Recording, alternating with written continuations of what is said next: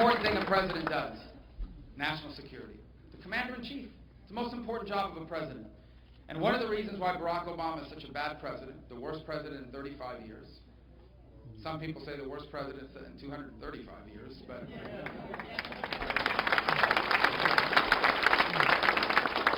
I'm not willing to say that because I don't know what president that's comparing him to. So I'm just saying that one of the reasons why he's just a bad president is because he's a bad commander-in-chief. Why do I say that? I don't say that lightly because I actually think national security should not be partisan. So if he was a Republican, I'd be saying the same thing right now. Why? Number one, because he's gutting our military. That's not an exaggeration. I'm going to tell you the facts, and you can tell me if you agree or not that we're gutting our military. Our Army will soon be its smallest size since the end of World War II.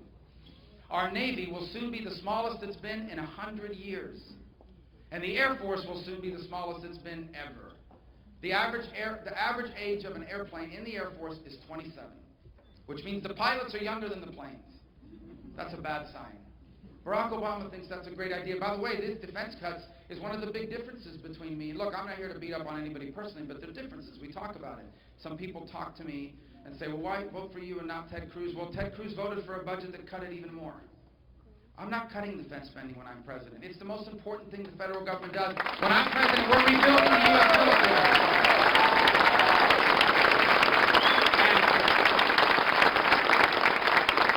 And this is not a position that I suddenly discovered 24 hours ago because I realized, oh, I'm in South Carolina. There's a lot of veterans and military people here. Let me be for growing the military after I voted against it 3 times.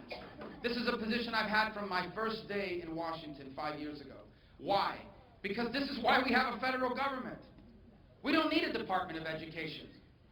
But why, we need a military. This is why we have a federal government.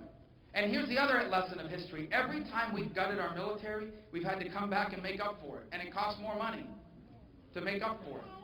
And why is it so important now? Because the world is not getting safer. The world is getting crazier. Okay, you have a lunatic in North Korea, a lunatic, with nuclear weapons and long-range missiles that can probably already reach the United States. The Chinese, I've already talked about what they're doing in the South China Sea. They steal our secrets, they steal our inventions, they hack into our computers, they have the capability now to blow up our satellites. They're massively expanding their military. Vladimir Putin, you see what he's doing in Europe and in the Middle East now. Iran is going to get $100 billion of sanctions relief. What are they going to spend that money on? Not on orphanages.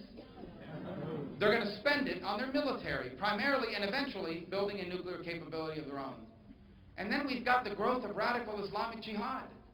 Radical Islamic jihad. And it is spreading all over the world, and we have to confront that too.